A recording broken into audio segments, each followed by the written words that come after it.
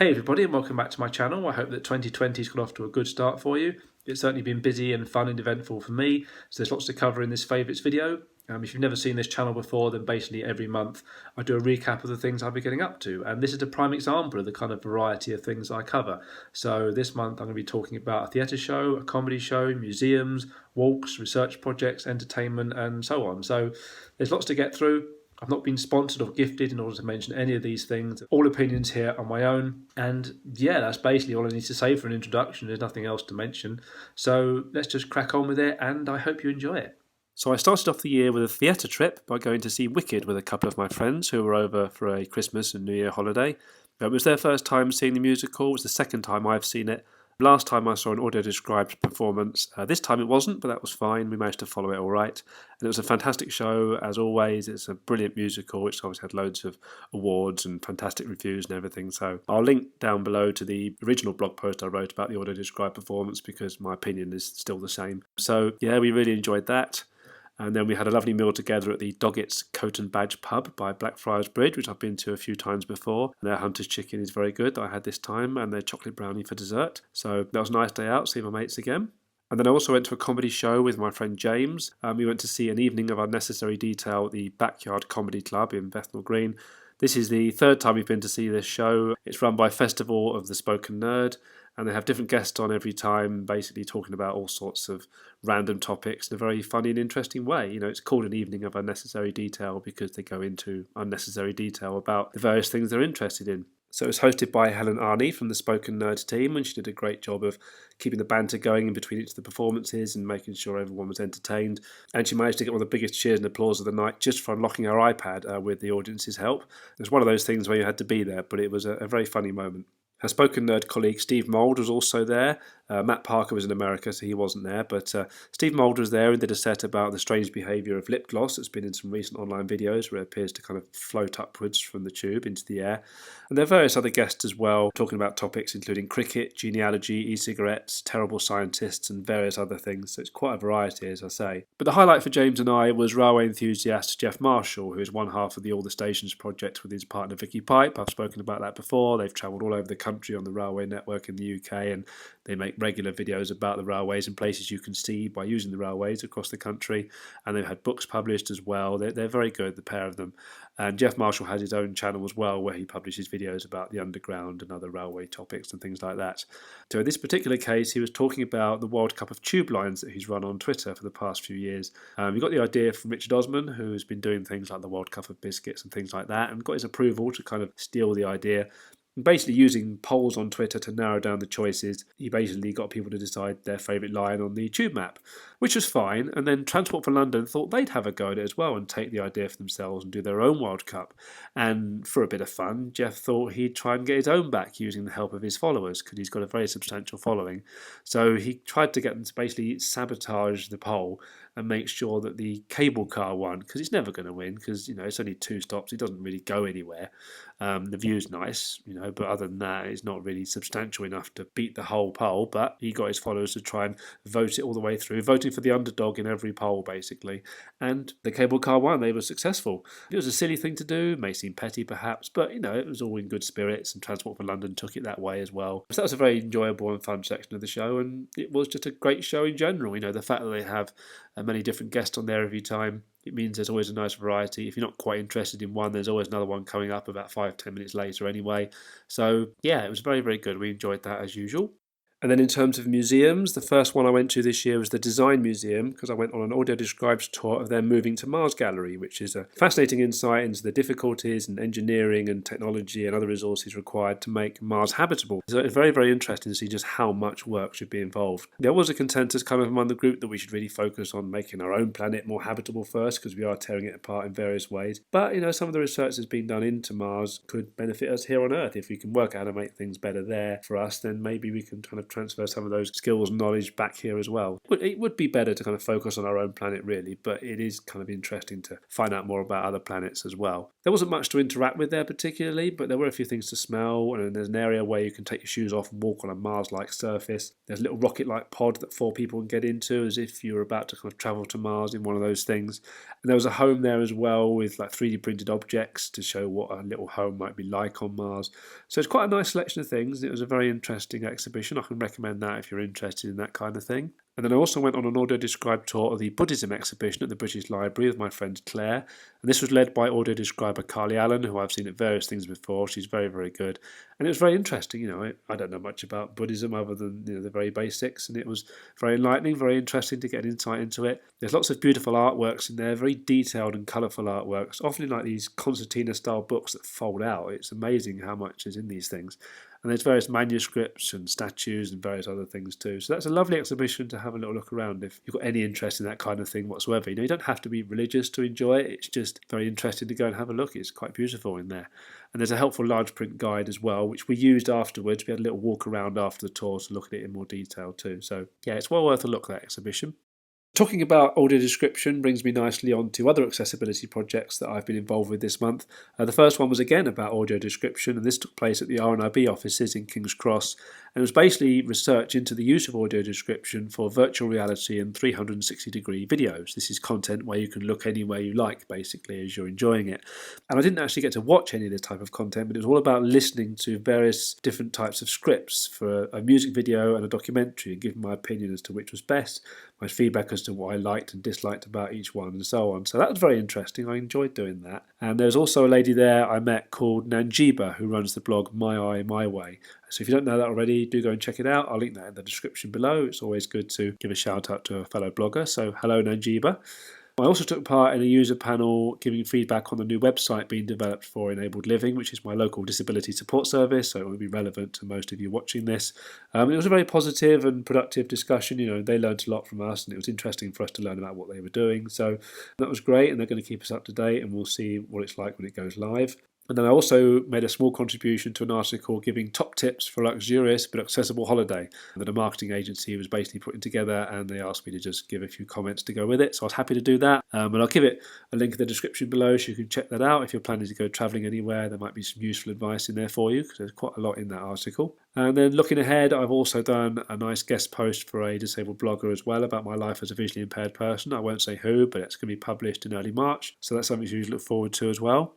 And then as well as meeting friends through the activities I've already mentioned, I also went to a couple of social events as well. So firstly, I went to the New Year party for the visually impaired people of Newham and beyond sight loss groups, which was held by Enabled Living at their offices. So I can give them another mention there. And it was a great time. We had lots of delicious food there, more than we thought we were going to get. And it was great to see old and new friends there to catch up in the new year. So that was fun. And then at the end of the month, I went to the 10-pin bowling social held by the London Sports Club of the Blind at the Queen's venue in Queensway.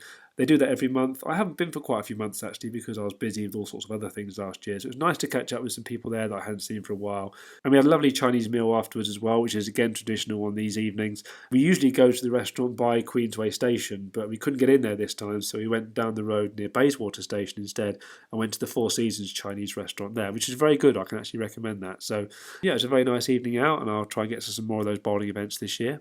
And then I also went on a couple of nice random walks as well when I had a bit of spare time and the weather was nice around areas I was relatively unfamiliar with. So on one occasion I started at Waterloo, and that walk took me to Burgess Park, where I spent a bit of time watching the birds on the lake and just enjoying the relatively fresh air and quiet atmosphere in there, as parks in London are good for getting away from the bustle of the city. And then I had a little wander along the Surrey Canal walk nearby as well. And then later that day I was walking down a section of Old Kent Road, and I was drawn to the artwork on the walls of the Everlasting Arms Ministries building, which is very detailed. So it's well worth looking out for. Even if you're not religious, it's still worth keeping an eye out for that because it's quite interesting. And then on another day, I had a walk in a different area, which overall wasn't very interesting in terms of photos and things, but I did finish it off by finding the Tardis outside Old Court Station, which unbelievably I hadn't actually gone to see before.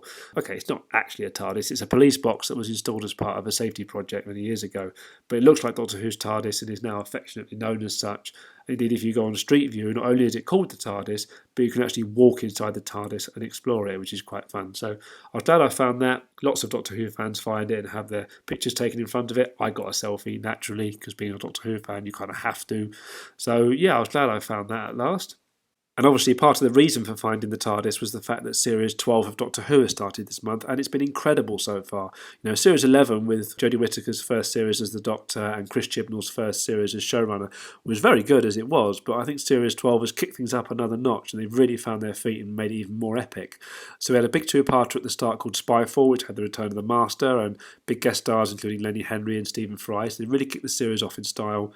And then more recently we had Fugitive of the Jadoon, which had more big twists and surprises in it, including the return of Captain Jack, which was fantastic. It's brilliant to see him back in the series again, and hopefully he'll pop back up. There's clearly a very interesting story arc developing in this series, though. As I say, there was other twists and turns in that Jadoon episode, and other episodes prior to that have also laid little seeds for what might be coming. So I'm very interested to see where this is going. I'm not going to speculate on it. You never know where this show's going to go, so it's going to be very exciting to see where it leads. So I'm looking forward to the rest of that series. And then also on a time travel related theme, I've been trying out a series from the 90s that I never saw when I was younger called Crime Traveller. And this is a detective show made by the BBC that only lasted for one series and should have been recommissioned really, but it kind of got lost during staff changeovers at the BBC, so there was nobody around to commission it at the time, which is a great shame because it's actually quite good. It has been available on DVD, you can get it if you know where to look, and it is also currently available on YouTube as well, which is where I watched it. It features Chloe Annette, who is best known as playing Christine Kochanski in Red Dwarf, and here she plays a science officer in the police called Holly Turner, and she has a secret, which is the fact that she has a time machine. And one of her colleagues, Jeff Slade, who's played by Michael French, discovers that she has this, and basically the two of them end up using this machine to go back in time and solve crimes together. And this makes them appear very impressive to their boss, who's played by Sue Johnston, but she doesn't know how they're doing it, of course. So it's a very good series. There's lots of action in there, there's lots of humour, there's drama as well. It's very, very good. There's a nice nod to Doctor Who in one episode as well, so it's well worth checking out. It's one of those kind of hidden gems that some people know about and really wish was recommissioned, and a lot of people like myself just had no idea existed until it's brought to their attention, so well worth checking that out. And then back to more modern shows, and I've really been enjoying the new sitcom That Goes Wrong show that I mentioned in my Christmas favourites. It's a big farce basically about an amateur dramatics company who are trying to put on a play every week, and it just keeps going wrong, as the name suggests. There's lots of great physical comedy and stunts in there. It's a big, wonderful farce. And then I've also been enjoying Would I Lie to You, 8 out of 10 Cats Does Countdown, and The Last Leg, and they've been really good as always. And I saw a programme called Talking Comedy, Rowan Atkinson, which was shown to mark the comic actor's 65th birthday. Various interviews that he's given with Parkinson and Terry Wogan and others during his career, so that was interesting to watch too. So then in terms of movies, I picked a couple of random films to watch online this month just to see what they were like. And again, they have sort of time travel theme to them. These were comedy horror films called Happy Death Day and its sequel Happy Death Day to You. And they're based on a similar premise to Groundhog Day, in which the main character goes through the same day over and over and over again. They get stuck in this time loop. And in this instance, they're about a college student called Tree, which is short for Teresa, and she's murdered on her birthday, but then she wakes up at the start of the day again and has to keep repeating the day over and over and over until she figures out who the killer is. So there's a lot of humour in there. It's quite crude humour. There is some strong language in there as well, so it won't be for everyone by any means. And there's lots of plot holes as well if you really want to take these things seriously. But if you just enjoy it for the fun entertainment that it is, they are actually quite fun films to watch. So I'm glad I watched both of those. And then the main thing I watched on Blu-ray this month was the entire final season of The Big Bang Theory, which I bought last year, but I saved it until now to watch it. And it was great seeing that again. I saw it when it was on TV, of course, last year, but it was great to go through the episodes again. It was a lovely way to finish off the series, and the finale was brilliant. I've spoken about that before and written a post about it before. They've been quite generous with the extra features, as per usual. Every season has got quite a nice selection of bonus material on it. So this time you've got a gag reel again with various outtakes. There's a look at the graduates who have benefited from the show's scholarship fund. There's an interview with the warm-up guy for the studio audience, because they don't have a laugh track, they do have a live studio audience there. There's also the cast's appearance on the Ellen Chat Show, which is interesting. There's the 2018 Comic-Con panel with members of the cast and the writers. There's also a look at the making of the final episode, which is naturally very emotional. And there's also the behind-the-scenes farewell special presented by Johnny Galecki, who plays Leonard, and Kaylee Cuoco, who plays Penny, that was shown on TV at the time of the finale. So it's nice that they've put that on the Blu-ray as well. So it's a lovely selection of extras to finish off with. It's a nice way of rounding off the series in general. So I'm glad I've got all those seasons on Blu-ray now. Now, I also saw on DVD Family Guy Season 19, which again I bought last year but saved until this year to watch. And it's actually all the episodes from TV Season 17 because the Family Guy DVD release numbers are out of step with the TV season numbers because of the way they released earlier seasons. And the episodes are very good as usual, and there are various extra features on there too. So you've got deleted scenes for every episode, and there's a little look back at many of the cutaway gags that the series has done over the years. And for the episode You Can't Handle the Booth, where the Griffins do a commentary on one of their own episodes, you can actually see the actual episode they are watching, and you can also get a proper audio commentary from the production team behind the show. So that's quite interesting, all of that. So it's a good set, that, if you like Family Guy. I also bought the Paddington movies 1 and 2 on Blu-ray because I'd seen them over Christmas and really enjoyed them, so I just thought I'd get them to keep. And I bought the latest season of Still Open All Hours as well. And talking of my DVDs and Blu-rays, I've also finally made an up-to-date video of my DVD and Blu-ray collection, which means I can scrap all of the old videos and just have one new video that then I'll just do a new version of every year or 2 or 3. And basically in that video you'll see that I have all my discs stored in binders now, and I've also got the artwork stored in special folders too. It's just a nice, easy way of me being able to find things. It saves a lot of space. So I'm very happy with that. It works really well. So do go and check that out if you're interested in my collection. And I've also got a page in my blog as well listing my entire up-to-date DVD and Blu-ray collection. So if you want the most up-to-date look at what I've got, that's the place to look. But if you want a visual kind of snapshot of what I had at the beginning of 2020, then you've got that video you can watch. And then finally, I don't normally mention celebrity deaths because they're not really appropriate for this kind of video, but we lost a couple of really big entertainment stars this month who I'm a big fan of, who many people are big fans of, so I just wanted to acknowledge them out of kind of respect for their life and admiration for their work very quickly. The first is Terry Jones from Monty Python. Obviously, everybody knows Monty Python. They've had a huge impact and influence on the comedy landscape, and Terry Jones was a key part of that. But he also had a huge body of work outside Python as well, as did all the members of the team. He was extremely clever, extremely funny, and it was very sad that he had dementia in recent years. His health really declined. But yeah, his legacy will live on for a long, long time. And then we also lost the great Nicholas Parsons as well, one of the nicest and most generous people in all of show business. He's kind of up there with Bruce Forsyth as one of those people who pretty much everybody loved and admired. He was great on Just a Minute, which he hosted for over 50 years, and also on the TV game show Sale of the Century, which many people enjoyed. I've got him on an album with the Rocky Horror Show that was performed live on stage. He was a great sport and did so much during his career, so he'll be very, very sadly missed, but again, has left a huge legacy behind him. So yeah, he'll be very fondly remembered. And it's also fair to mention Derek Folds as well, who was in Yes Minister. He passed away this month. All of those people have all left a substantial legacy behind that many people can be grateful for and enjoy. So yeah, I'm not going to mention these kind of things every month, but I just thought it was fair, given the significance of Terry Jones and Nicholas Parsons in particular for me. It just felt fair to acknowledge them. And that's it. Plenty going on there, as you can see, so I hope you enjoyed my roundup of the month. I've already got a few nice things planned for February, of course, and there's bound to be a few things that come up unexpectedly as well, because there's always little surprises around the corner these days. So there'll be a few things to mention in my February favourites as per usual. But for now, don't forget to like, comment and subscribe as per usual, and I will see you for another video very soon. Bye.